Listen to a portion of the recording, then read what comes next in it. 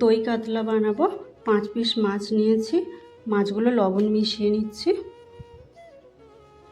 এবার কড়ার মধ্যে আমি সরষে তেল দিয়েছি, তেলটা গরম হয়ে গেছে, মাছগুলো ভেজে নেব।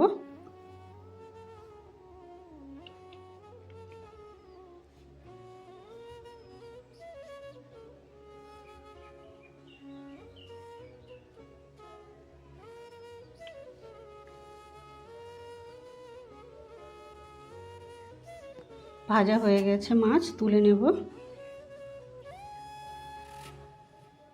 একইভাবে বাকি মাছগুলোও ভেজে নেব।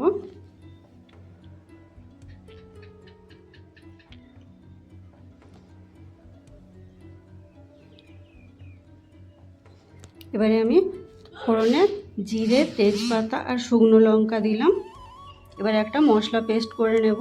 এখানে 2 চামচ সাদা তিল, 10-12টা কাজু, পেঁয়াজ, আদা, রসুন আর কাঁচা লঙ্কা আছে।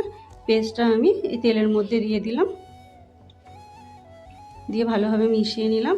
এবারে আমি ওই মিক্সির কৌটো ধুয়ে অল্প জল দিয়ে দিলাম।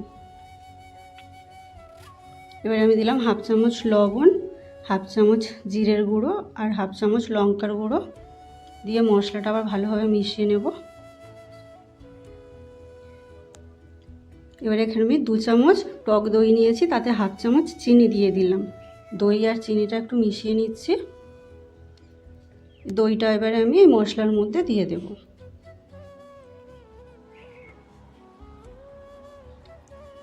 দইটাও মিশিয়ে নেব ভালোভাবে। এবারে আমি এখানে 1 বাটি জল দিলাম। ঝোলটা ভালোভাবে ফুটে গিয়েছে, এবারে ভাজা মাছগুলো দিয়ে দিলাম।